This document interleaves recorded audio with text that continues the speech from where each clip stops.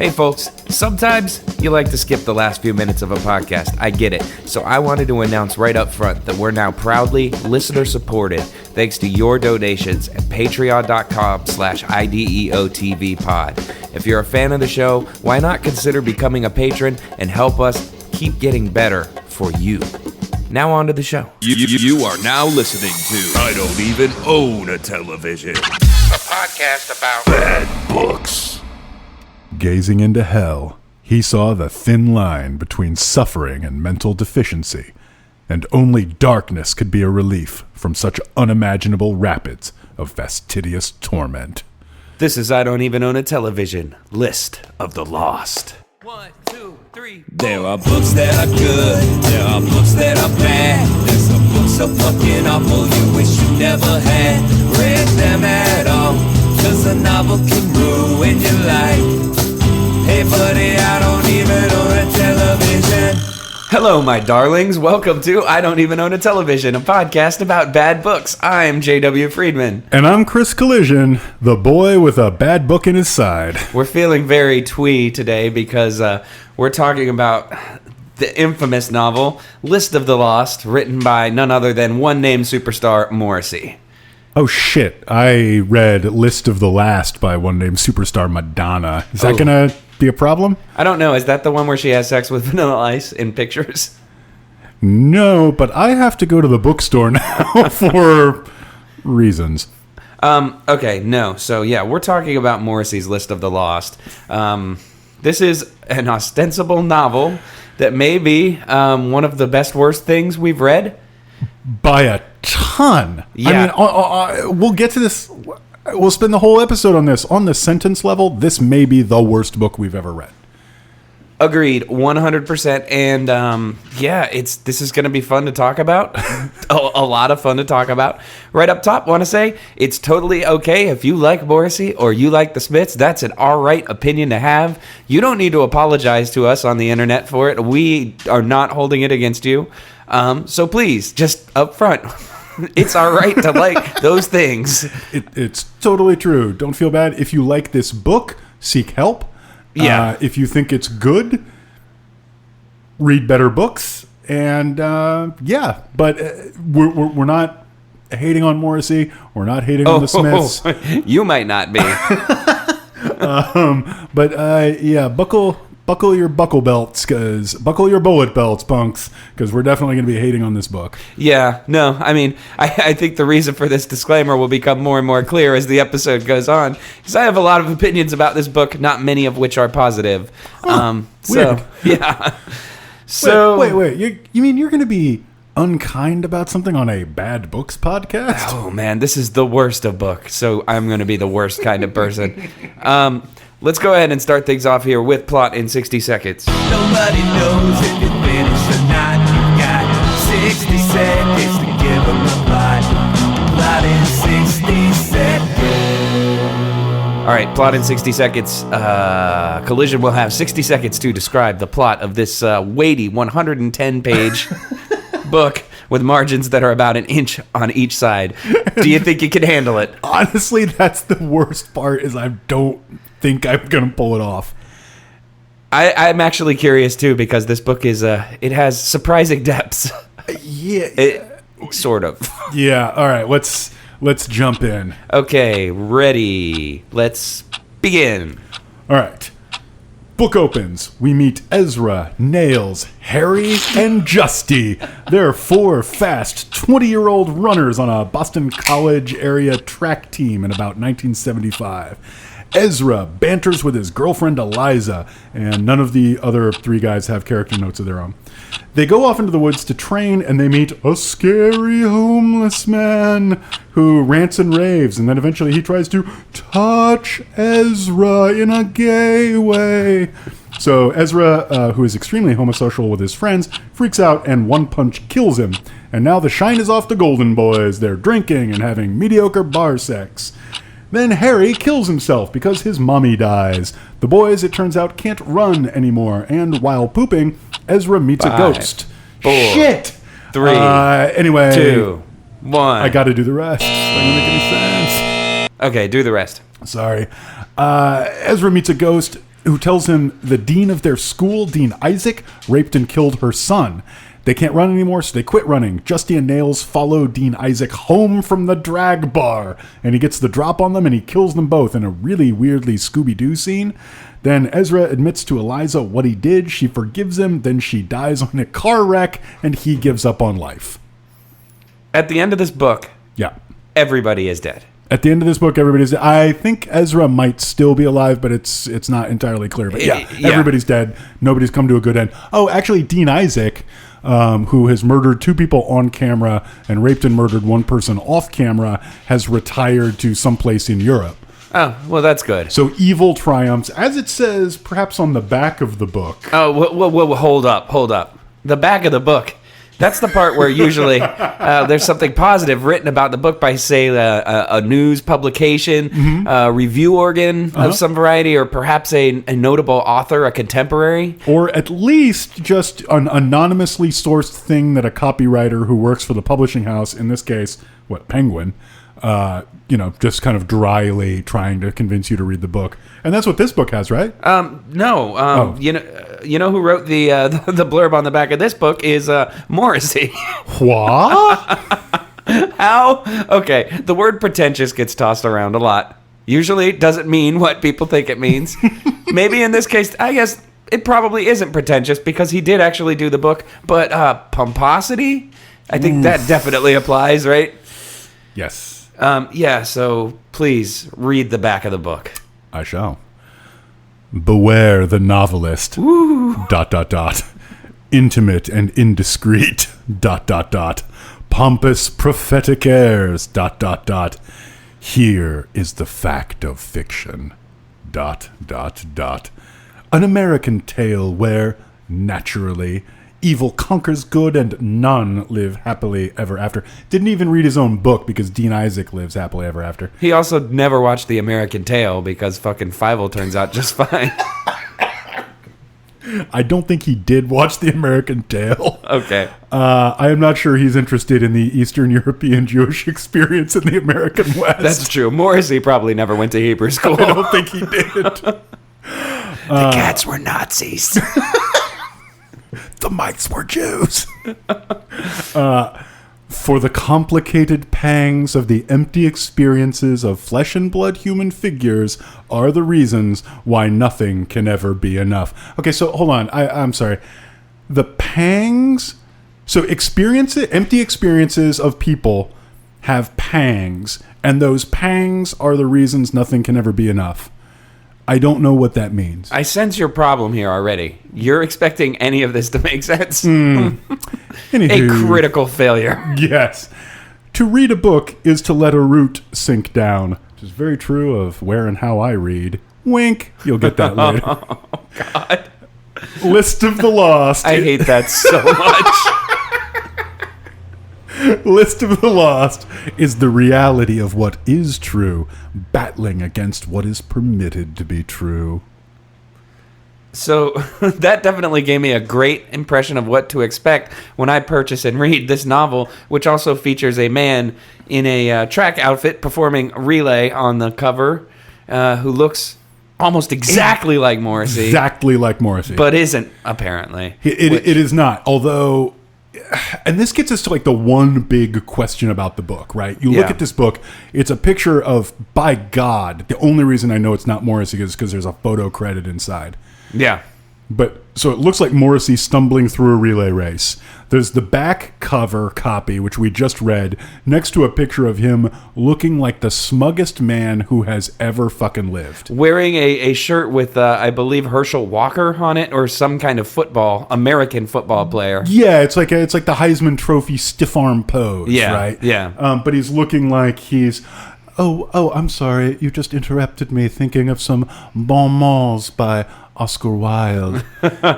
And so that really drives the question, Jay, is this a joke?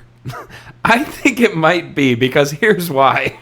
And this is why I was really bummed when you told me that the guy on the cover wasn't Morrissey. This is how much, like, seriously, Google this book, look at the cover, and tell me you don't think that's fucking Morrissey. Right. Like, it looks just like him. And so I didn't know until Collision told me earlier it wasn't. And the reason it bummed me out so much is because this book is one of those books that has chapters that are then divided into sections. Right. And in the hard section dividers. Yeah, the section divider is a smaller version of that same track runner from the front cover. And so I was thinking that was a little tiny Morrissey splitting up all of the paragraphs in this book. It's like Morrissey dropping into his own book to say, hello, mate. Yeah. Remember me? I wrote this. So finding out that wasn't him kind of disappointed me, but I've got to say he still does plenty of, hey, remember me? I wrote this in other ways. Right. But yeah, the problem with this is if it is a joke, it's not ever flagged as one. And unfortunately, by the iron laws of podcasting, if we're doing a goof on something that was itself a goof, we'll just have to shut the whole internet down. This is not a goof, man. And I mean, I know, like, I am not a Smiths fan. We're going to get into this later. But I have a pretty working familiarity with the Smiths. I know you are a Smiths fan, also have a pretty working knowledge of the Smiths. There's no way this is a goof. I mean, the way it's written just gives it away as deadly serious because the whole thing reads like a fucking Smiths song. Like, if he's joking around in this, he has a level of self-awareness that is, like, off the charts. And judging under the charts. Yeah, judging from what I've heard and seen from Morrissey and the press, he doesn't come across as a very self-aware dude. So I think this is 100% serious. As do I, but it's just so goddamn goofy that to be honest, the question really did have to be asked. Yeah, it does. And answered. It does. I mean, it is so written so strangely and so poorly and so kind of like in this, there's this desperate reach to be poetic at every moment. Oh my God. Every moment. I mean, you're 4 or 5 pages in and you've already realized how badly he's trying for, number one, extremely poetic language, which never lands, and number two, like aphorisms. Oh yeah. He's really trying hard for like super quotable, brilliant summations, and of those he lands, I think, 1, maybe 2 in the entire book. And this is a slim book, but he's trying for it so often. It's true, but I do wish, honestly, we both have physical copies of this book, which we had to get imported from the UK. Yep. The things we do for this show. But it does make me wish it was available on e-reader because I want to see how many of these had like insanely huge amounts of popular highlighters just from Smiths fans like gushing over the fucking poetic nature of the way Morrissey describes masturbation or whatever. Because, yeah, that happens. So. And, actually, extra special shout-outs to my pals who hooked me up from Ireland, actually, and sent these copies. So thank you so much, guys. Yeah. You were talking about just the desperate desire to be, unique and profound and poetic. Yeah. And I think you get that, you said within the first 4 pages, you get that in the first 2 sentences. Because this is how the book starts. Ezra, Nails, Harry, Justy. You dig hard and deep to excavate 4 names quite so unusual. So right off the bat, he's congratulating himself for thinking of 4 really cool character names. Do you like how unusual my names are, mate? I should say Harry is spelled without, it's Harri. Yeah. So that's unusual. Justy, my name is Justin. That's my real first name. When I was little, sometimes people would call me Justy. It's not that unusual. Maybe for someone over the age of like 6, I guess. It's also a name of a not particularly popular model of Subaru. Yeah, but fucking Ezra. There are tons of Ezras. There's Ezras all over the place. There's even a band called Better Than Ezra. That's true, which I always assumed was kind of somehow related to Less Than Jake, but I don't think it was. I honestly avoided Drive Like Jehu for years because I got them confused with both of those bands. Yeah, well, that's bad. That's a mistake. That was a mistake on my part. Well, glad you cleared that one up. Yep. Back to this piece. List of the Lost. So why does this book exist? That's the existential question I want to ask you. I have no idea. So we were talking about this before the show. He has an autobiography out that came out a couple of years ago to very, very mixed reviews, but you could kind of see why that exists, right? An autobiography of a guy who lived through interesting times, made interesting, influential music And at a very pivotal time. And thinks that he has a very interesting outlook on life, whether or not that's true. I mean, Also very true, right? So that had a reason to be in the world. This, I have no idea. It's written from this perspective of a really hostile outsider. So when you think Morrissey, you presumably do not think 1975 college track team in America. And I take that to be very deliberate. He's talking a lot about America in this book. Oh man, but he has no fucking idea. He's not talking about America. He's talking about like movies he's seen, and it's just as bad as when like American writers try to write like old timey London and everything's like jolly old chap and shit. It's like everybody in this book that isn't our hero like fucking wears cowboy hats and has black gums and is drinking Bush and like. Yeah, it's a huge caricature of I mean, Boston is not one of the most rural areas in America, but it sure is presented that way here. Right. There's a scene that happens at a roadside diner. There's like 8 scenes that happen in the same roadside diner. Yeah, in Boston. Yeah. So, one of those where truckers hang out, in the middle of the fucking city where it's really easy to park your rig. Anyway, sorry, digression. Not really. I mean, because that's the thing. If you're going to, it's not a digression. If you're going to write a book about something, you have to have at least some insight or some maybe empathetic projection or something into it. And that's all completely not here. Yeah, well, a lot of it just feels like, I mean, like many people around the world, I feel like for valid reasons to some degree, Morrissey looks down on America. Sure. And I feel like he felt that he's expressing that in kind of this clever and satirical way, but it's so ham-fisted and it's so clumsy and like everyone's talking about fucking Ronald Reagan all the time and it's just dumb. Yeah. And that's the substance of the book, which is on extremely, extremely shaky ground. But the real reason this book exists is for Morrissey to write like what he, I believe, thinks James Joyce writes like. Yes. Oh, man. That is so on the nail. How fucking ever. This ain't James Joyce. No, I took very few notes. I started reading this book and writing notes, and then I realized like there's very little I need to write down to remember to talk about. But one of the things I wrote, and actually specifically referencing James Joyce, was that Moz is trying so hard to write like James Joyce in this section that a character's mother dies, and it took me 6 pages before I realized it wasn't a metaphor. Which is 100% true. I'm not exaggerating. Right. It wasn't until the funeral that I realized that actually happened. Right. And he wasn't just saying, because I believe the phrase it says, the glorious, undefeatable mother had died. Mm-hmm. And and it's italicized and it sounds like something Morrissey would sing in a song to represent something else. And it also is just very Joycean and like, So this is probably a great time to get into high points, low points. Yeah. Maybe I'll jump in with my low point. On the sentence level, this might be the worst book I've ever read. Yeah. It reads like nothing so much as Shadow Moon, where every sentence is a physical effort to complete. Yeah. Man. This is a masterclass in bad writing. No noun goes unmodified. It's true. And every modifier is alliterative. Yeah. Right? And it thinks it's like this delightful mouth music, but it reads like a fucking children's book. Yeah. What's the Betty Bye part? Yeah, I can't remember. I need to find that because everything rhymes too. Yeah, there's just lots of little moments like that. Yeah. Lush houses of Betty Bye shut-eye snoozled in sleepland. Yeah, that's not writing for adults. No.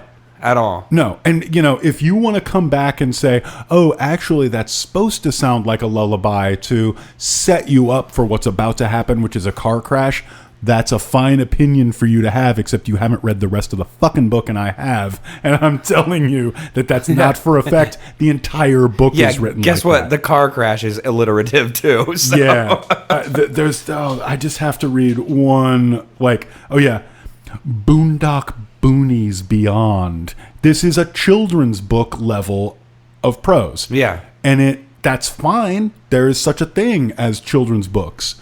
But this book takes itself so seriously, and it really thinks it's blowing your mind all the time.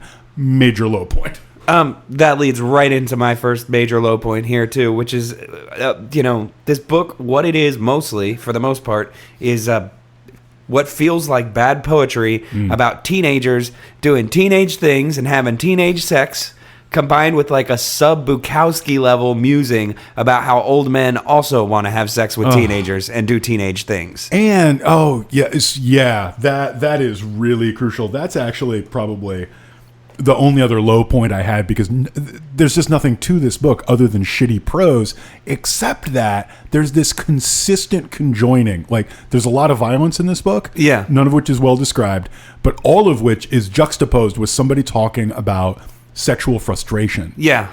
Well, and usually kind of impacted or impeded, like, homosexual sexual desire. Yeah. Right? So I think what it wants to be, this book, is amusing about how the inability to have gay sex causes people to become violent.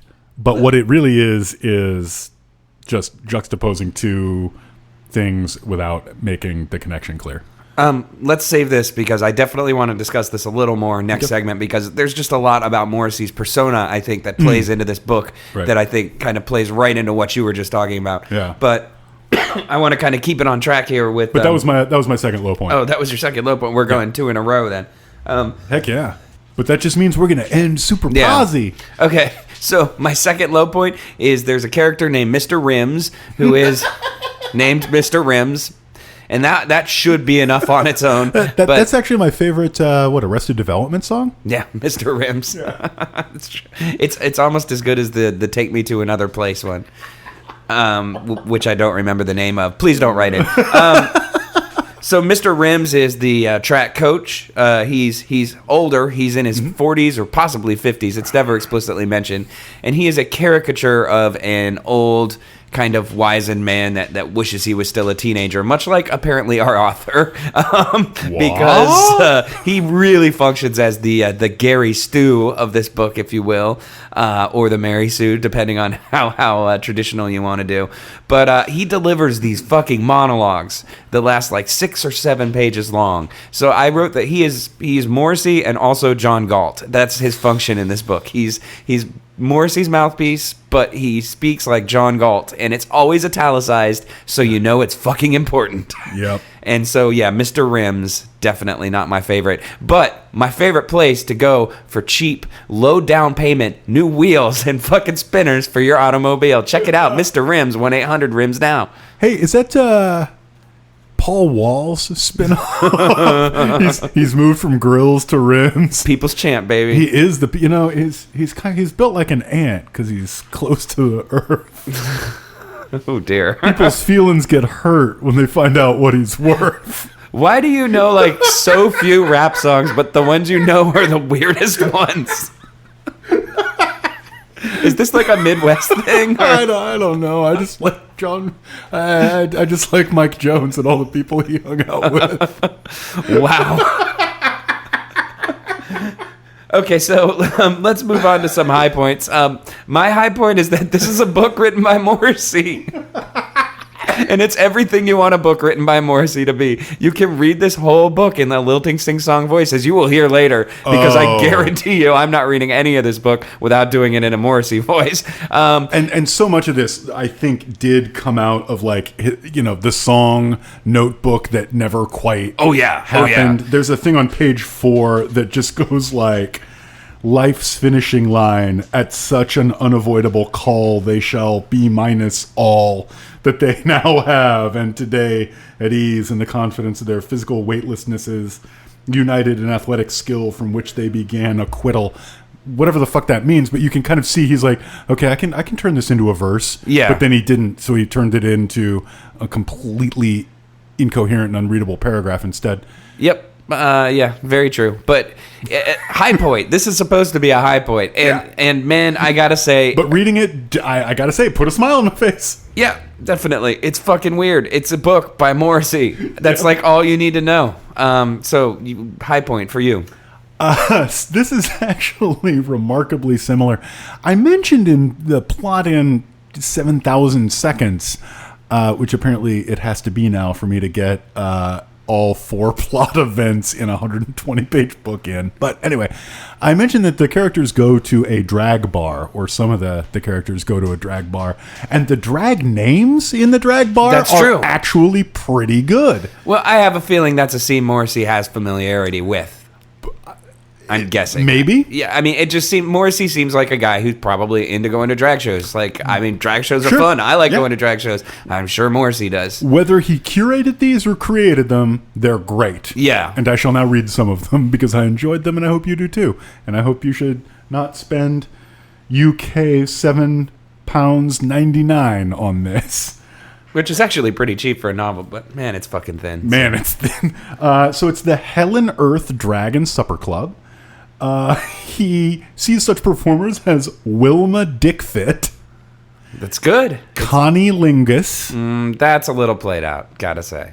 Anne Shandy? I didn't actually get that one. I don't get it either, but I like it. Yeah. I mean, it's got a ring to it. Not all drag names need to be sex puns. Yeah, Anne's Candy. I don't know. I think it's just another brilliant piece of internal rhyming from our good friend the Moz. I've never been angrier than I am right now. And then I think the door person or somebody is named Chesty Normus. It's great. Yeah. It's great. Yeah. So that's a good high point. Real as well. high point for me. Which leaves you with one more. God. So, I mean, the other high point for this book for me is that it's fucking just filled with just weird, and this is kind of similar to my first one, I'll say, but it's filled with weird Morrissey digressions where like randomly he's telling a story and then just all of a sudden you could tell he got something on his mind, like, you know what I hate? Meat. And now I'm going to spend 2 paragraphs talking about why eating meat is fucking stupid, even though it has nothing to do with the story I'm telling, which at the moment involves 2 teenagers who are about to have sex. Like, literally, he interrupts basically like this kind of meat cute flirting scene with a description of how gross hamburgers are. Oh my! And the logical connections in this book that are amazing. Yeah. So first off, it is kind of one long monologue interrupted by other people's monologues occasionally. But there's one bit of logical connection that goes like this: Ben Cartwright from Bonanza is like Ronald Reagan, who is associated with Nancy Reagan, who later was similarly portrayed by Laura Bush, who was with George W. Bush, who is, therefore, Ben Cartwright. Yeah. And if you can follow that logic, you might be Morrissey. I feel like that's like one of those things, those connections that happen in your head. Like you hear a certain song and it reminds you of an event from your past, and that reminds you of some car you used to drive, and then that brand of car reminds you of a commercial that you saw, and then suddenly the song from that commercial is stuck in your head. Except you don't try to turn that into a novel. Right. Or like how I associate Primus with getting yelled at by my girlfriend, but I don't start yelling at my girlfriend every time a Primus song comes on. I start yelling at anyone around every time a Primus song comes on. Whose fault is this? Who put on the stupid fishing band again? Wow, look, I play bass with both hands. Whoa. Our new favorite thing, by the way, is gunning for hate mail. So get ready. You know, we've been talking for almost half an hour and we haven't taken a break yet, so we probably should. We should, but I've got one last high point. Oh, shit. But I'm just going to put a pin in it and I'll read it later. But my last high point, and this, if you know anything about the book, you likely know this: horrible sex scene. Yeah. And wow. Yeah. Okay, we'll get to it. Yeah, we'll be back shortly.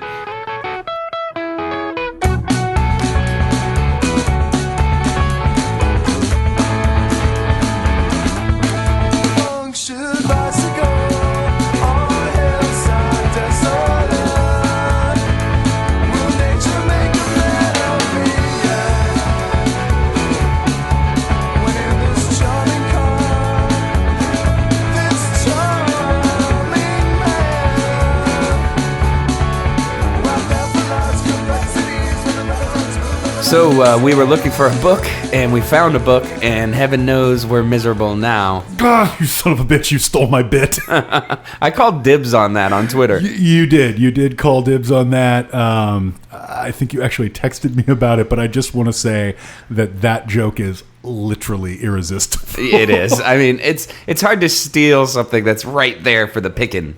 It had to be said. I'm glad you said it. We should all say it. Yeah. Oh boy, though this book is misery inducing. So I wanna ask you what's your background with the Smiths and with Morrissey? Let's talk about this for a little bit. Okay. But you're gonna have to answer it too when we're done. Oh yeah, and mine's gonna be way more embarrassing than yours for sure. So I don't think that's possible. oh yes, it is.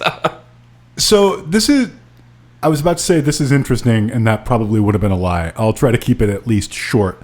When Morrissey was really big and I kind of became aware of him, it was because there were like 4 or 5 girls that I sort of tangentially hung out with in 7th grade, right? And they listened to The Cure, and they listened to The Smiths, and they listened to Depeche Mode, and they didn't know I existed. I'm sorry to interrupt you, but we're about to tell the exact same story.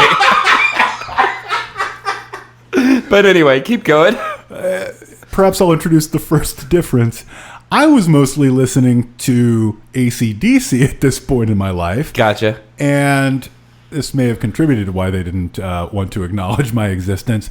And so I just sort of assumed that The Cure, Depeche Mode, and The Smiths were terrible bands with like really unmanly, effete concerns, and that they were making boring music. I was right about almost none of that, as I found out, many years later. It turns out The Cure are great pop songwriters. Yeah. It turns out I still don't care for Depeche Mode.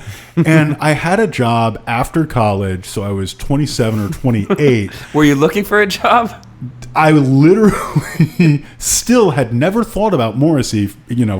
My opinion had never changed, but somebody played that song, Heaven Knows I'm Miserable Now. And I'm standing there at work. I'm a daytime bartender selling $1 beers to old men. And I hear the lyric, I was looking for a job, and then I found a job, and Heaven Knows I'm Miserable Now. And I realized this guy is actually kind of funny, and he's a great lyricist, and he's in a band that puts together really interesting songs. Okay. So I came to the Smiths very, very late, but I do in general think that they're quite a good band. I think that they were probably very good if you were an English weenie who hadn't heard the Replacements, and that they definitely have a place. Okay. And I think mostly the thing I like about them is that they're, if not funny, witty frequently. Yeah. So before we get into mine, I just want to say I'm not sure if I'm pretty sure. Yeah, it's a crime to try to induce suicide, I believe. So I think it should definitely be against the law to play the Smiths in any bar before maybe like 8 p.m. Anytime daylight is still coming through the windows, if you put the Smiths on the jukebox, you're trying to kill somebody. Fair. Just wanted to point that out. So our story started similarly, but dovetailed. I feel like. And that I think I've mentioned on the show, I went through an unfortunate straight edge phase for about a year and a half before I realized that I like weed and beer too much. Didn't really last. So when I was about, I guess, 18 or 19 years old, I was real into the hardcore scene in town, especially kind of the activist side of the hardcore scene, which meant I ran up against a lot of people who were vegans, and vegans in that scene all love the Smiths. And most of the ones that I knew were very cute girls, because I was really into like the hardcore girls that wore like big jeans and baby doll t-shirts and a bunch of chokers. And I discovered early on that they all really liked the Smiths. And I was like, man, I should like the Smiths, so I have something to talk about with these girls, because that's the kind of sad young man I was. Pro tip, don't be like me. And so I managed to feign an interest in a band that I didn't like. I listened to them over and over despite not liking them one bit. just kind of so I could try to impress some girls. And it's pretty sad. And to this day, I still regret it. So yeah, that's my story. It's pretty like embarrassing. You kind of still resent the band a little bit. I don't dislike them. I think that in a lot of ways they're incredibly overrated, which is a cheap thing to say about a musical act. But I do feel like they have this kind of this reputation as being this hugely influential group in a lot of ways, and in reality, I don't see it in any meaningful way. And I just don't. If I'm 100% honest, I just don't like the way Morrissey writes songs, which probably is why I didn't like this book. I can definitely see that. I will say that Morrissey loses a lot when he doesn't have Johnny Marr behind him, in much the same way that Freddie Mercury would have lost a lot if he didn't have a genius band behind him. Yeah. In much the way that neither of us had any particular use, last episode alert, for Robert Plant, whether or not the band behind him was any good. Even frontmen, hang on to your bands. That's the IDEO TV position. Even within the context of the Smiths, though, I feel like Morrissey has this way of. To me, I would rather listen to someone write lyrics that are just kind of simple and always clunkers, or really witty and erudite all the time. But Morrissey has this way of kind of coming across as very sophisticated and high-minded, and then about 2 or 3 times per song, he'll drop some fucking clunker in there that will make me groan out loud. The song Sheila Take a Bow, it's a great song. And then in the middle of it, he says, "Boot the grime of this earth in the crotch, dear." And it's just I mean, I guess that's clever. That doesn't work for you? No, that doesn't work for me. Or William, it was really nothing. How can you stay with a fat girl who'd say, "Oh"? And it's like, God, dude, you were being so good a second ago, and now you're Tim Allen,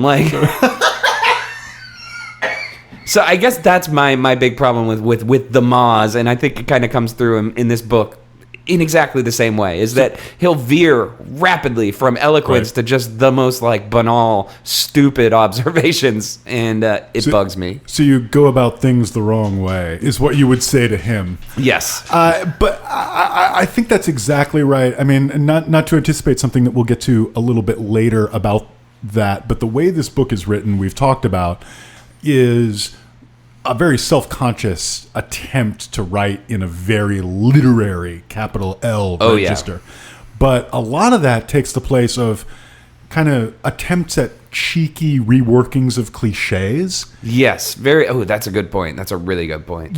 So it's, I don't know, they're actually described as shafts of golden youth at some point because they're running. Yeah. And they're 20. Exactly, yeah. But as we'll get to later, sometimes he just sort of forgets actually to cheekily tweak and invert the cliches. Yeah. And just leaves the cliches in. Just, straight up drops them in there. And that kind of clunker standing out thing definitely resonated with me. I know exactly what you're talking about when you're talking about reading this book. And that was kind of one of the big questions I had while reading this. We know Morrissey can turn a phrase. Yeah. We've heard good Morrissey lyrics. There's a couple of moments in this book that actually I thought kind of worked, even on a prose level, which almost nothing in this book works on that level. So the big question is, what the fuck happened? What happened is that I don't really think a lot of effort went into this. I think, you mentioned earlier the scraps from a notebook. I think that's very true. I think he probably wrote this maybe in a week or a weekend when he was bored, and because he's Morrissey, Penguin published it. If anybody else wrote this would be a self-published internet-only PDF file. It's a low effort game for sure. I feel like. I mean, you could tell by how much he sounds like he's writing a Morrissey song. Right. And say what you will about Morrissey songs, they had some level of polish to them, but on page 5 of this book, he calls 4 20-year-olds boys of summer. Yeah. Yeah.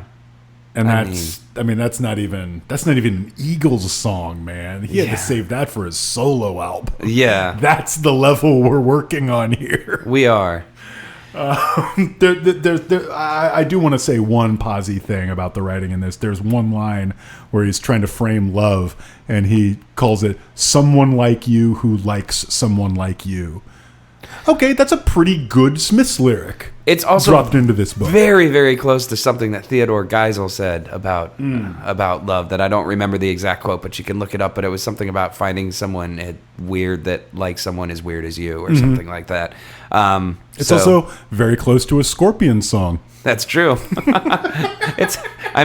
Let's be real. It's not the most inventive thing, is what I'm saying. Yeah. And then on the other hand, you get other phrases like, whoever put the pain in painting also put the fun in funeral.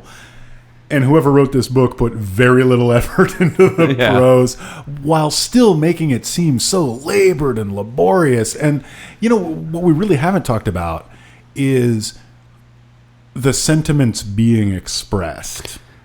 Yes, and this is something that I actually mentioned kind of last segment is wanting to get back to, and how a lot of this book plays into Morrissey's public persona. And before we get into this, I just want to say I don't want anyone to think here that I'm casting aspersions or judgments about Morrissey's sexual nature or what his preferences are. I have no idea. I just know what he tells the world. Right. And for the longest time, Morrissey claimed to be asexual. Right. This book is very sexual in nature, but it definitely feels like it's written by someone who is not interested in sex. And I think it's really maybe one of the more interesting parts of the book is that why is that in there if it's not something you care about? And it's very obviously not something he cares about, at least in the context of writing about it well. Or he cares about it but doesn't seem to understand it. Yeah, I don't know. I mean, I don't know if this was a perfunctory element that was added, like, oh, I'm writing a novel, there needs to be love, but it features so heavily. I don't think it can be perfunctory, because like I said, this book is full of violent acts juxtaposed with the person who committed the violent act describing or having described a relationship with a non-heterosexual, non-expressed sexuality. Yeah, that's very true. And what it reads like is, this explicit thing. Let's talk about Dean Isaac. Yeah. Right. Dean Isaac is confronted and someone says... Wait. So who is Dean Isaac? Dean Isaac is the dean of the college that the four boys go to and run for. Okay. A ghost has come to Ezra...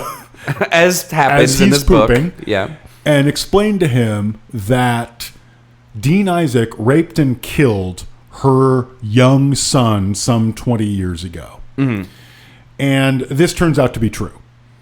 And Dean Isaac has a couple 3 scenes where he's musing on I never found love, or I was never allowed to express my love or inhabit my love. And it's always in the context of him doing a violent thing. So he's confronted with this violence he's done. He has a monologue about that. He clubs 2 20-year-olds on the back of the head with wine bottles, killing them both, as elderly retirees can totally do. Yeah, that's believable. Right. Sure. And then, muses more on I was never allowed to find love. I'm just as God made. There's this long, several page. I'm just as God made me. Did not God make people with my desires just as he made all other people? Mm-hmm. And it feels like it's supposed to be empathy, but really it just feels like an excuse-making exercise, and it just doesn't work on any level at all. No, I think that's really true. And I think, what really kind of comes across here is kind of like this, almost like an alien writing about human emotions, which, I know nothing about Morrissey's personal life in real life. I know nothing about, any of that. But this really leads me to believe that a lot of the stuff that he talks about, he for whatever reason, seems to really associate sex with violence in a way that I'm not incredibly comfortable with. And that surprised me a lot because knowing what I knew about Morrissey before this, I had assumed that, he was very much a romantic who was not into sex. Right. Reading this, it comes across as that he's a romantic who can't be into sex because he's worried that he will commit a violent act. And it's kind of frightening. Yeah, and might be afraid of feelings, too, not just sex. Yeah. Another reason I think you're dead on to connect this to his public persona is there's 3 or 4 literally out of nowhere interruptive narratorial rants about animal rights and veganism. Yeah. And he's also, as you mentioned, like a high profile vegan. even as a vegetarian, I thought they were a little clunky. Oh, yeah. And when the level of effort that goes into it is the human race is anything but humane. Yeah. That makes it so hard for me to take your point seriously. Well, I mean, okay, not to go back to the band here, but the song Meat is Murder, I feel like has a lot of really effective lyrics. Like, I'm a meat eater, but like that song, the lyrics have made me question, like, wow, what I'm doing is kind of inhumane. The problem is that the mix of that song has sounds of like pigs being slaughtered throughout the entire thing, which is just so fucking heavy-handed that it makes me resent the damn thing. Yeah, and it's also just really sloppily done. Like, I am pretty sure that we read this book with far more care than the editors associated with it. And that's true, and I drank like fucking like 4 glasses of whiskey, and I still think you're right. So let me read 2 passages that are about 40 pages apart. One is from page 44, the other is page 83. Narrator on 44. Animals, ... pleading for a mercy not familiar to the human spirit. yeah, I have a margin note right there that just says meat is murder. Yeah. Yeah. So- And then on page 83, animals ... struggle for a compassion alien to the human spirit. And Eliza says that out loud. And it's just like, come on, if you're going to be that repetitive in a book that is, again, under 120 pages. Yes. It makes it impossible for me to take the things that even I agree with you about seriously. Yeah, and I'm a fucking 100%. vegetarian. Yeah, I think that says a lot, you know? It's not like we're both like, yeah, I'm upset about this because I love meat and it's making me feel guilty. Like, if you're one of those people that has, like, that opinion about vegetarians, like, oh, vegetarians are so self-righteous and shit like that, guess what? A lot of that is Morrissey's fault. Like, historically, he is that guy. He's one of the dudes that started that stereotype. So just keep that in mind as you read this piece of trash, which you shouldn't, so don't. Thanks. Please don't. Yeah. And like, so many things are interrupted for this kind of rant about vegetarianism, veganism, animal rights, about sexuality, about religion. We haven't even gotten to those. Oh, God, yeah. But there's a moment. Hey, wait, is Catholicism good? Golly, I don't know. Let's ask Mr. Stephen Morrissey. Yeah, there's a moment when the 4 of them have dug up the corpse of the baby that Dean Isaac killed. And As so teens are wont to do. Totes. I mean, Stand By Me is my favorite documentary and definitely rang true with how I live my life. Yeah. Hey, you want to see a dead body? Not But really. they do that, and so of course roll credits. No, that's if that movie was about me. Man, that was a short movie. Yeah. Want to see a dead body? No, that actually sounds really gross. Let's go play Nintendo. Whoa. I was skeptical, but that sounds relatable. No, but so they've dug up a dead body. So what's, of course, really important to the story and to the novel? That's right. A several-page digression on whether or not there's a god. Guess what side Morrissey comes down on? Yeah, and is it handled in a post-sophomore in college level? Spoiler, no. Hey, do you think God would allow bad things to happen? Oh, that's a puzzler. Time to think about it for 4 or 5 pages. Yeah, so that happens. I need to invent a straw man who would say, God is all good, and then I'm going to argue against him by pointing out that I have a hangnail and this baby is dead. My watch is designed perfectly, my friend. That was an intelligent design. Really joke. makes you think. That's the teleological argument long predates intelligent design as an intellectual fashion, actually. Let me go on by hanging myself. We're going to take a break, and we will be right back.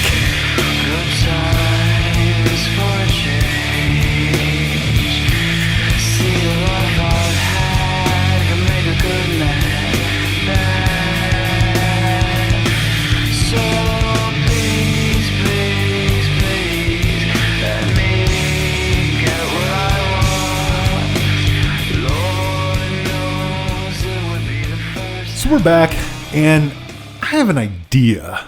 I'd like to attempt new things. I want to push things forward. I want to hand off the baton. I want to go fast and, just like really race. I want to cross the finish line, Jay. Well, Collision, if there's something you'd like to try, ask me. I won't say no. How could I? Oh, boy. This charming man's really a handful over here, folks. There is a light that never goes out, and it's the comedy bulb above my head. Now, stop. We're going to do this for the next 20 minutes. Stay tuned. Stop me if you think you've heard this one before. Oh, Big Mouth strikes again. This night has opened my eyes. What about you? I've just realized you could do the Simpsons quote game with Smith's lyrics. You really can. Smith's titles, yeah. So one game I actually invite you, the listener, to play is go to the Wikipedia entry called List of Smith Songs and figure out what you think the best, snarky title is to apply to this book. Because there's a million of them. This is good. I have one in my head. You go first. I've got one in my head right now, but I want to make sure it's not the same one. So you go first. Okay, well, I think there's two that are the most obvious, and I'm just going to go back to the pros. And, you're trying for Joyce, Morrissey, but you just haven't earned it yet, baby. Ooh, that's a good one. What was yours? For me, it's Shoplifters of the World Unite, because nobody should pay for this book. So run on down to your local whatever a Barnes & Noble is in the UK and swipe a copy of List of the Lost. So how about you for number 2? Oh, for number 2, I would just have to say that joke isn't funny anymore. Oh, man. Because this is so tiresome a reading experience. And, for me, I guess for my second one, it would just be William. It was really nothing. Oh! So that would be me describing this book to someone named William. Right, yeah, exactly. Or if... just call Morrissey William, because I really don't think he would like that. I would also say things like, instead of Sheila, take a bow, which we were talking about earlier, like, Steven, take a pill, man. Yeah. Just take it down a notch. Boot the grime of the world in the crotch, dear. But yeah, if I saw this guy walking up to me on the street, I would definitely pull a Kate Bush and be running up that hill to get away from him. Yeah. I would. This is a tiresome book. It is. Oh boy, man. I sure hope people like song title puns, because you just got a lot of them. I mean, if you don't like song title puns or my Kate Bush impression, I don't know what the fuck you're even listening to this for. Then why the hell are you listening to a podcast about books? It's a solid point. Anyway, this is the point in the show when we usually play very serious games. How about a very dramatic one? Dramatic readings. We're gonna make it sound important. Dramatic readings. Yeah, I got some words for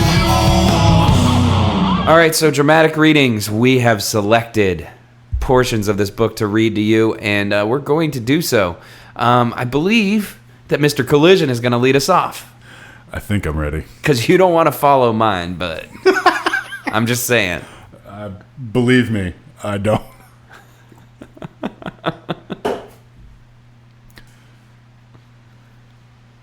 Whatever you can do will never be enough. You are fragile and possibly already dead.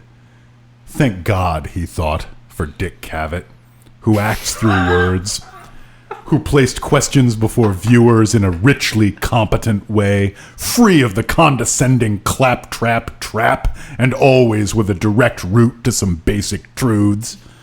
Thank God, he thought, for Dick Cavett, highly civilized enlightenment and peace accomplished. Yet there he stood, all Nebraskan American and costumed in the heart of United States of Generica. Whoa. Yet mysteriously meaningful. The Dick Cavett Show reruns transmitted love to rims nightly, that rare glimpse of television entertainment that dared assume its audience to be in possession of fully formed brain matter. This in the United States was a very rare thing indeed, and possibly treasonable under constitutional law. Shut the fuck up, Morrissey. Consumption and escape, as the 4 a.m. dreams of Rims would break off into a spinning spindle of whatever he had seen that previous night on the Dick Cavett Show. The show that didn't end when it finished.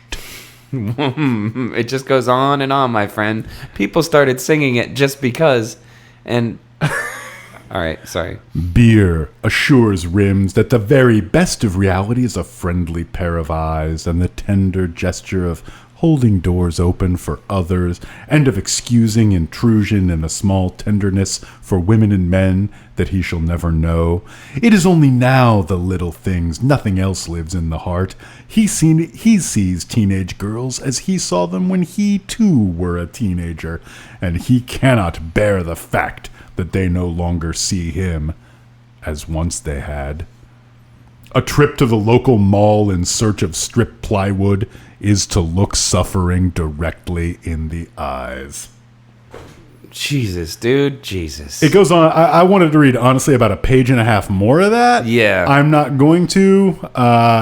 Call us on our line if you want me to read more of that. Getting older, it sucks, you know? And it's true that, like, as you get older, you know, you still find attractive people attractive, but you don't need to be a fucking creeper about it and write, like, 3 pages in a novel. That's just weird. And it makes me think that Morrissey is the type of dude who, like, stares at girls awkwardly on the bus. Just saying. 2 things. Do you think Morrissey has ever made a trip to a mall to buy plywood? Do they sell plywood at any mall anywhere? I thought like plywood was the exclusive domain of hardware stores like Home Depot. Yeah, Home Depot. Maybe this is just my United States of Generica talking. Whoa. Like maybe in the UK you can run on in the mall and fucking pick up some plywood and a portalette, but around here that's not how we do things, buddy. Not here in Nebraska. Fuck no. 2, do you need to take personally the fact that when you went to the mall, no one hit on you? Especially, let's be specific, teenagers didn't hit on you. Right. No, you don't need to take that personally, or you're a fucking weirdo. Yeah. Yeah, that's just strange. Not every trip out of the house is a referendum on your sexuality. And, like, I know that for a large segment of humanity, every trip out of the house is, in fact, a referendum on their sexuality, but that's a bad thing. Yeah. That's called street harassment, and that's not good. Yeah. And no, yeah, and this is, once again, this character is supposed to be sympathetic. This is not, this is not a Lolita type of situation where he's expressing the faults of this character. Like, you're supposed to, like, read this and feel just heavy in the heart and like, oh, man, it's true. It's like, so true. You're supposed to be speared by his insightful takes on the United States of Generica. I bet Morrissey spells America with 3 Ks instead of a C. Still spelling America with the triple K. Yeah. There you go again, dude.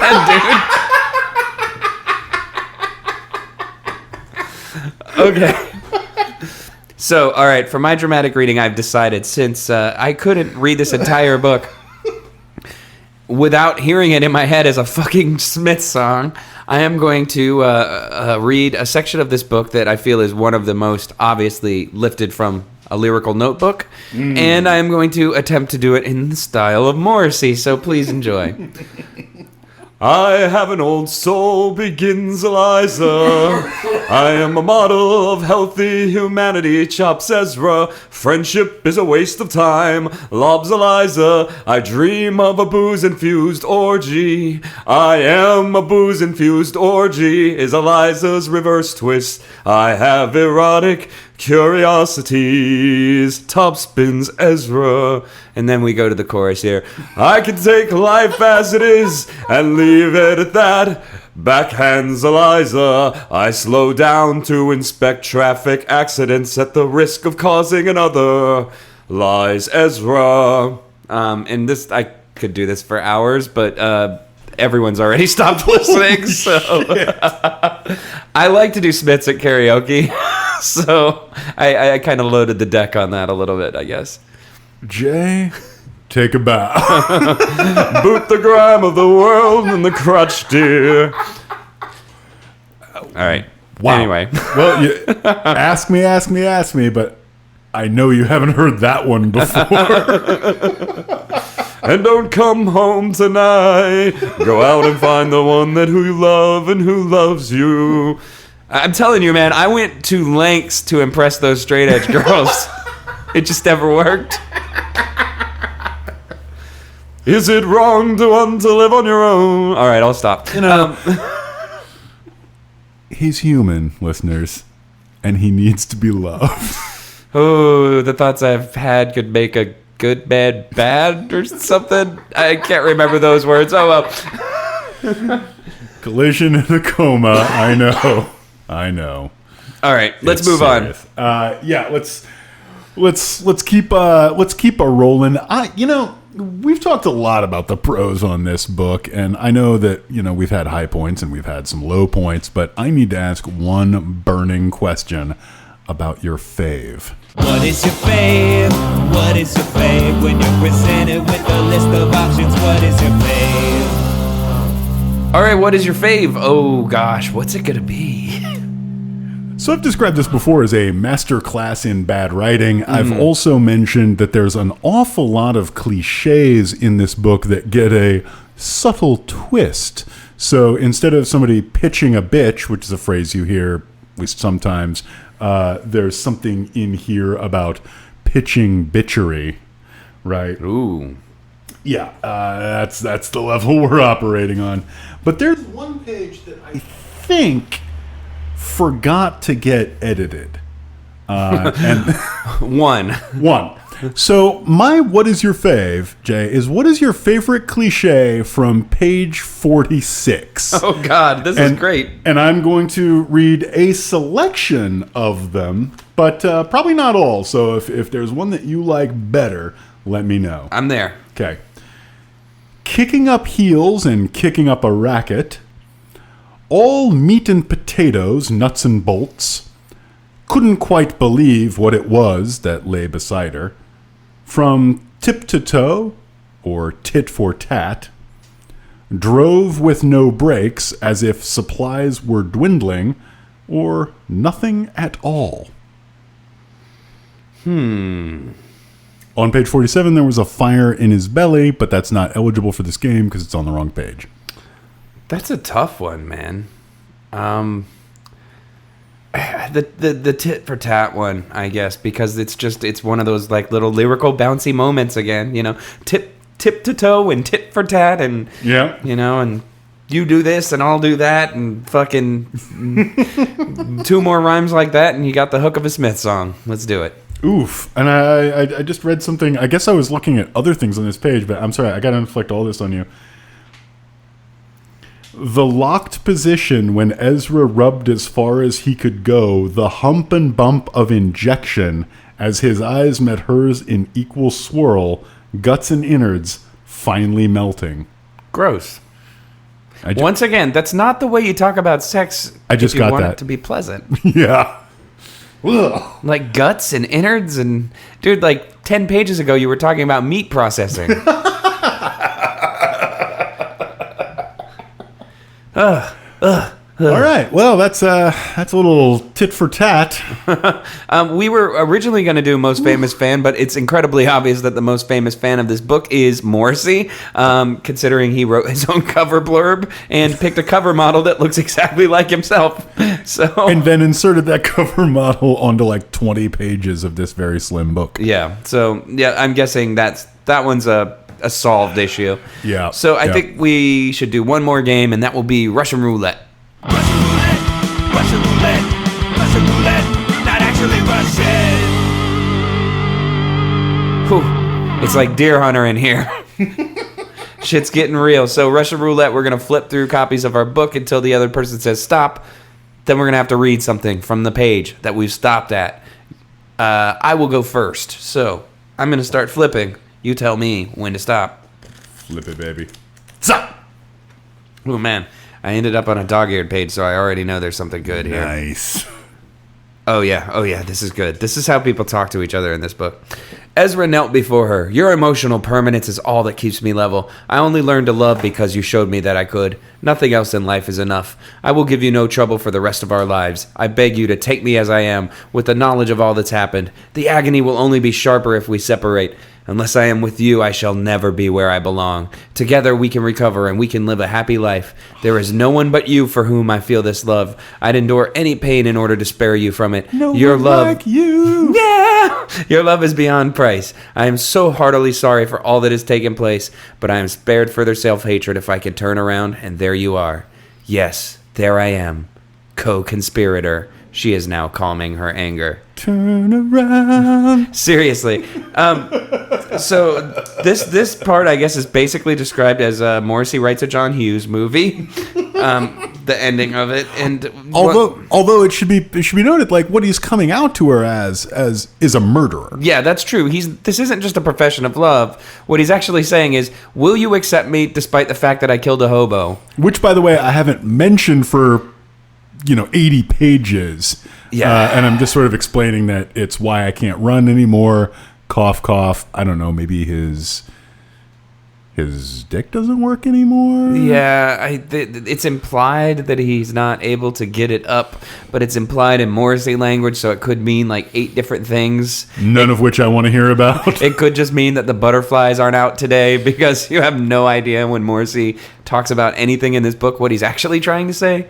So yeah, your turn. All right, let's flip. Stop. I, too, have ended up, sadly, on a dog-eared page. The first word I saw here was breasts. Oh, boy. This is going to be good. Buckle up. You know what I like? Listening to Morrissey talk about breasts. He seems to like them. Yeah. That's a guy who's like, Jay-Z and I like breastises.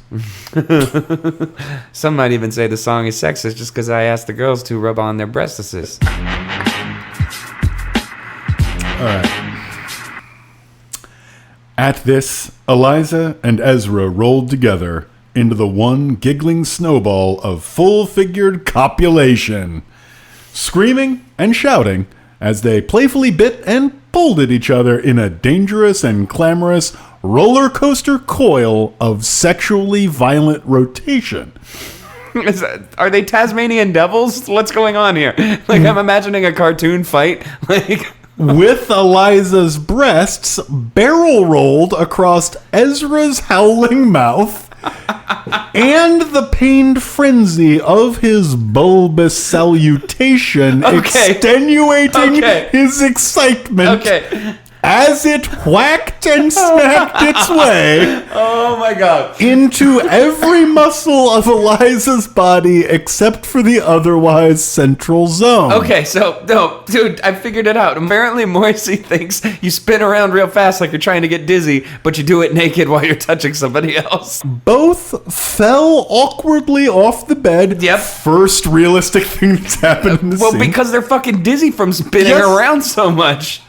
Each tending to their own anguish, yet still laughing an impaired discomfort of giggles, whilst curving into a hunched disadvantage. Cojones are not the most useful accoutrement at times like these, groaned Ezra. Yes, I know. I traded mine in at a Tupperware party. I came away with a lovely butterboat that was far more useful and much admired in New Bedford. I hate this book. Yeah, it's bad. It's bad. I do like the way that in the most Morrissey thing ever, people can't even have sex without immediately experiencing anguish because everyone's got to be fucking sad all the time. Yeah, and that's not even the sex. I think that was them like leading up to it and pausing to banter faux wittily because I think she racked him or something. I think that was the cojones bit, and I think they go on to bone later in the page, but I literally just threw the book on the ground and don't intend to pick it up again. None of it makes any sense. Like, it's so hard to follow. Yeah, and even if it did make sense, it wouldn't fucking matter. Yeah, it wouldn't. All right, we've done some games. We're going to take another break. God, I got angry at this book all of a sudden. Before it was lighthearted, but now I'm fucking mad. So I'm going to go hit the heavy bag, and we'll be back. Take me out tonight, where there's music and there's people and they're young and alive. Driving in your car, I never want to go home because I haven't got one anymore. Take me out tonight. This is the last segment of the show where we do recommendations and also we read your letters, but we're going to start out by talking about things that are much more enjoyable than Morrissey's List of the Lost. So, Collision, why don't you lead us off? As Morrissey once sang, this is the end. Beautiful friend, the end. That's my favorite botch song. Really, it's my favorite Skid Row song. Man, we sure do talk about Skid Row a lot. We do. You know why? Because Skid Row fucking rules, and you're a nerd if you don't like them, nerds. Whoa. That's right. I called you all nerds. Damn. The guy with big black glasses called you a nerd. While sitting across from another guy with equally thick glasses. But mine are tortoise. Yep, don't be fooled. We're cool as hell in this room. Damn right. You know, when it comes to this episode, this night has opened my eyes about the vicar in a tutu. It turns out like everything in this book is actually an old Morrissey song title. It's creepy. It is. I just want to talk more about how we're cool, though, and how right after we're done recording, we're going to go hang out in the parking lot of Safeway. Yeah. Just slam some brews and listen to Metallica really loud. Ooh, cool Alice Donut reference. Oh, man, no, that was a Winn-Dixie. It was a Winn-Dixie, but they don't have those here. I got that one right. Damn right, Internet. In your face. Anyway, so as far as the recommendation go, this one was hard for me because this book was just such a weird alien experience. We talked a lot about why I didn't know it existed, and the biggest problem was that it's supposed to be this incredibly cutting critique, but doesn't seem to understand or really even care about what it's critiquing. Yep. It's a savage argument against a bunch of straw men that don't really exist, and that kind of drove me back to one of my favorite writers who I think is extremely good at being empathetic and understanding about things that she really does not like. And that's Helen DeWitt. And so the thing that I'm going to recommend this time around is a piece that Helen DeWitt wrote for the London Review of Books. We'll put the link in the show notes. And it's just called Diary, I think. And it's about her experience of being stalked. Yeah. And it is a extremely powerful and extremely harsh read. Avoid it if that's the kind of thing that's going to be hard for you. But if it's the kind of thing that you don't know much about, or the kind of thing that you think doesn't really exist or isn't that big a deal, I urge you in the strongest possible language to go ahead and read it, because it will change your mind, and you will see what a truly good writer with a lot of empathy and understanding can do about a very difficult topic. Okay. That sounds pretty cool and also very intense, and I will check it out.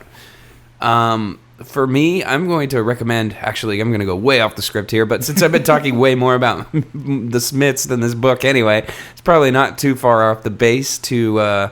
What, is there a Smiths video game? No, I'm going to... I'm going to recommend a band I discovered last night, actually. I went to see the band Sun Zero... parenthesis. I'm saying it that way so I don't get emails correcting me. It might be a capital O, though. Who knows? It changes all the time. I think it's actually just pronounced Sun. Whatever. Anyway, I went to see them play, and they were really good, and yeah, blah, blah, blah. But the band that played before them was called Big Brave, and I had never heard of them before. And holy shit, they were so good, and everyone should check them out. They're very kind of repetitive, kind of doomy metal, but they have a vocalist who sounds something like a cross between Kate Bush and PJ Harvey, and it's just this really weird juxtaposition of very kind of drony, repetitive, post-hardcore influenced doom metal, and some of the coolest vocals I've heard in a while. It's on Southern Lord. If you like stuff on Southern Lord, you're really gonna like it. You probably have already heard of it, unless you're weird like me and just find out about new bands when you go to shows and see them accidentally. But check them out. They're called Big Brave. They're really good. And enjoy this, because this is the last episode of this podcast under this format. And apparently, if that description is accurate, every other episode will just be us sitting quietly listening to that record and occasionally going, yeah. It's really good. Cool. It's really good. Yeah, they've got a few albums out. It's all on Bandcamp. You can find them there. It's really good. Really good. So excellent. Moving on. I guess we're going to do some letters. We do have some letters. I don't know how many. A, letters B, letters C, letters D, letters E, letters F, letters G, letters, got a lot of letters. Probably lots. Let's do it. Definitely. All right, so the first letter is from Dark Rose, no last name listed. So I can't even make a fake one up. And it goes a little like this. My wife and I are a couple of weird middle-aged lesbian baseball fans who love your show. Yes, our demographic. Dark Rose and I talk about baseball on Twitter quite a bit. I know, it's awesome. We loved the If They Only Knew episode, but we have to dispute your conclusion in Most Famous Fan. Buster Posey would not like this book. I agree. Because the number 11 is very bad for him. Super bad. It's an odd year. True. And it's also the year that his leg got snapped. Whereas Dark Rose says, and it's also the year he got hurt. So we started trying to think of other players, and we came up with a few. So be ready to react to these. 1. Joe Madden probably makes all the Cubs read this. Like when you start a new job and they make you read that shitty management book. Yeah. But I will say, I don't know a ton about baseball, but the Cubs are doing well this year, so maybe it's working. Yeah. 2. Bryce Harper read it and believes it's the source of his baseball prowess. I could believe that, for sure.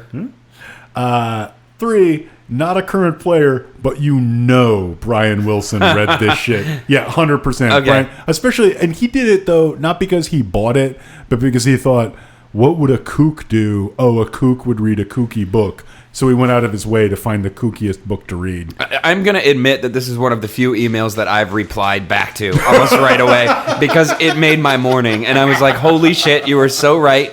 Like, both of us were so wrong for not thinking of Brian Wilson. He is hands down the target candidate here. Yep. Brian Wilson, like, while he's braiding his beard, is thinking about, like, fucking interdimensional fucking galactic travel, and or he wants you to think that at least. Exactly. He's probably more thinking about, you know, his dividends and fucking where his money lies and how many Taco Bell commercials he could be in before he stops being recognizable.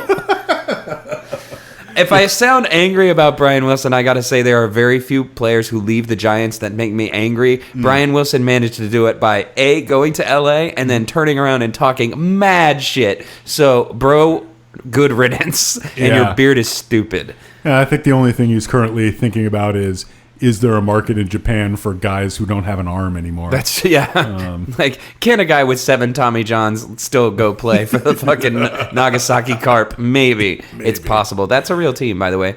Probably, actually, nope, the Carp were from Hiroshima. Please don't write in. All right, anyway. And then the last one, and Tim Lincecum, because 55 is 5 times 11, also bong rips. Yeah, exactly. Let Timmy smoke. Yeah, exactly. He might be coming back. He's we need him. So I really hope he's in good shape. He's supposed to be showcasing soon. I love Tim Lincecum just as a character. It's great to basically have a guy from Dazed and Confused on your baseball team. Heck yeah. So yeah, cool. It's also just amazing to see somebody with like what looks like a completely unremarkable body do truly remarkable athletic things. Yeah, I've seen him throw 2 no-hitters in my lifetime, and I can't say that about any other pitcher, I don't think. So, yeah. Much less do, like, I guess he can, like, walk on his hands and do other, like, super crazy shit, despite the fact that he looks 13. I heard he can shoot lasers from his eyes. I know he can breathe fire, but I think that eye laser thing is made up. Okay. But I could have that wrong. This next letter is from Ryan, fake last name, and it goes like this. The subject line is, "Those things you just done had enough of, dadgummit." I'm all fired up now.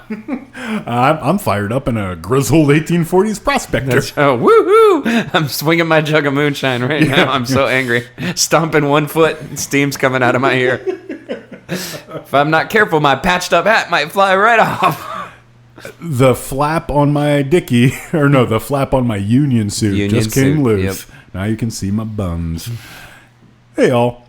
Are there any specific genres or aesthetics that you just can't stand or even cause you to check out immediately? Oh, yes. I was just talking to a friend the other day about how much we hate steampunk. Well, that was mine. Yep. And the next day, I saw someone go on a half-dozen tweet spree complaining about some kind of baby's first Lovecraft ripoff in Magic the Gathering. But I was wondering, what fiction just never works for you? Zombie fiction doesn't exactly blow my skirt up either, for what it's worth. Excruciatingly yours, Ryan, fake last name. Okay, you go first. I got to think about this. Yeah, especially since he stole your steampunk. Yeah, I was going right for steampunk, but now I got to keep thinking. So I mean, there's a lot that I reject kind of out of hand. I would say the only thing that I just will absolutely refuse to read is mashup thing. Yeah. Oh, Just yeah. That's a really good point. Not going to do it. Pride and Prejudice and Zombies, go fuck yourself. Yeah, totally. Anything along those lines, zero interest, will never touch the book. Yeah. Probably not even for the podcast, because it's, again, it. What is there to say? Exactly. It would be a joke about a nothing. So yeah, fuck it. Don't care. Man, I'm thinking hard, and I think that there's like a certain type of book about a certain type of and I don't really know what you call this genre, but it's definitely the Jonathan Franzen kind of super sad true love story, Gary Steingart kind of, the book about middle-aged, overeducated angst. Oh, you mean novels? No, a specific type, like a white noisy kind of thing that's specifically about an angsty middle-aged man who's upset that he's not young anymore. I don't know what you call that, but that shit is a non-starter for me. Novels. Okay. Yeah, novels. Maybe I should start reading comic books. I mean, I would bulk a tiny bit at White Noise. I think White Noise is a good book. That's true. But I definitely know exactly what you're talking about. There's that kind of mid-list fiction that always seems to be about a guy in a sad, small Midwestern town. Yep. An unfulfilling marriage. Yeah. Parentheses. Because the guy who wrote it is a college professor by day at a sad Midwestern college. Yeah. Right? And yeah. I know exactly the kind of book you're talking about. Either that, or I'd say the other one that's really, it's tough for me. And there are exceptions for sure, but political thrillers are difficult for me. Just generally, I find them boring. I don't really have any great reasons beyond that, except for just the maneuverings of politicians and whatnot do not make for a thrilling reading experience for me. So that's where I'm at. Definitely makes it a little bit harder to do a podcast about bad books. I'll say that. Yeah, that's for sure. Because, man. Also, just, straight up trash like the Overton window. So. Whoa. Bazinga. By the way, we are not doing an episode about that. You can stop asking everybody. We're not doing the Turner Diaries either. Yep. It's just not going to happen. Yep. No, those are not podcast books. So no. Yeah. So the last letter is not really a letter, but more of a just notification, which is that one of the people in the I Don't Even Own a Television party pit took it upon himself to create a wiki for the show, which is available at the only URL even clunkier than idon'tevenownaTelevision.com, and it goes, "Hey buddy, I don't even own a television.wikia.com." I'm going to edit in a vibraslap right before you say, "Hey, buddy," just to make it sound like the beginning of the soundtrack. And you hey, must. Hey, yeah. Factoid for people at home, that sound, that's called a vibraslap. All right. And he does that by hitting me. Yeah, and then his head spins around real fast. Woo, woo, woo, while my bow tie is spinning. Yeah. It's really creepy that I'm wearing a bow tie because I'm not wearing a shirt. It's very Chippendales. Yeah.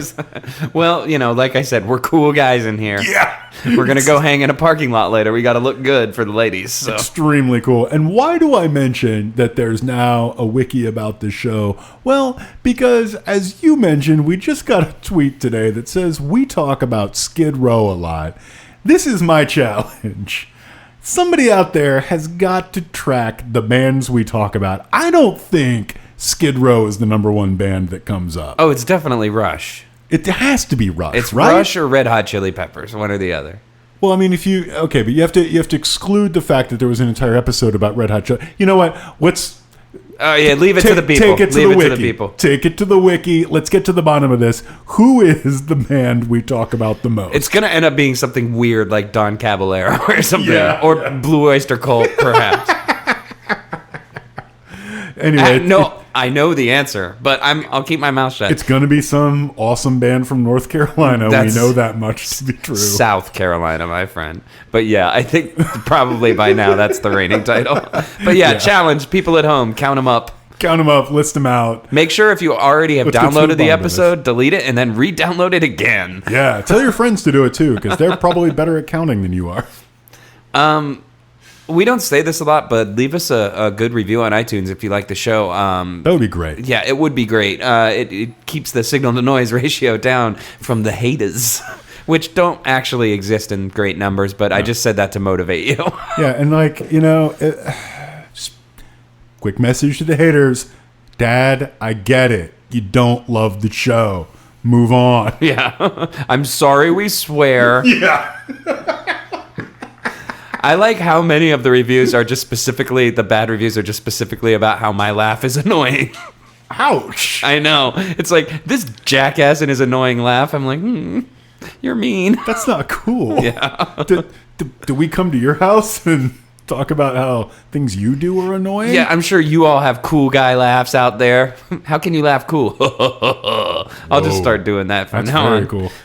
Hey, fine. Whatever. Go clean your bathroom, okay? That tile is disgusting. But anyway, if you would like to get a hold of us, I don't even own a television at gmail.com. We're on Twitter and Facebook at IDEOTV Pod. Find us there. Talk to us. Hooray. Come join the I Don't Even Own a Television Fun Time Party Pit.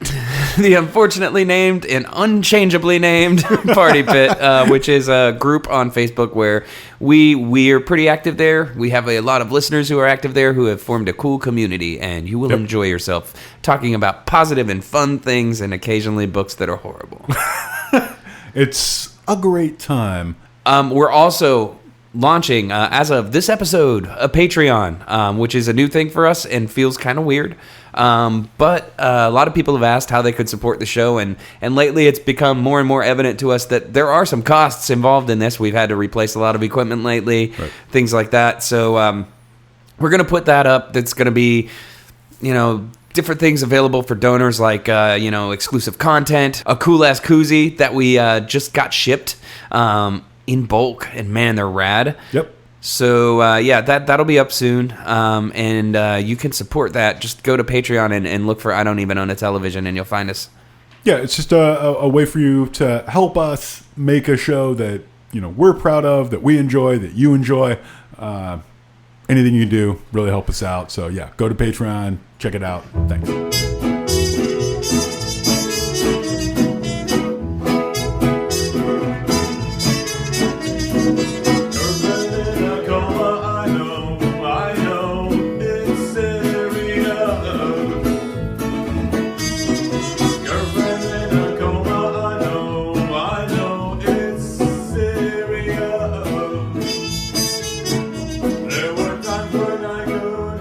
I've never seen two more charming, vaguely Muppety men.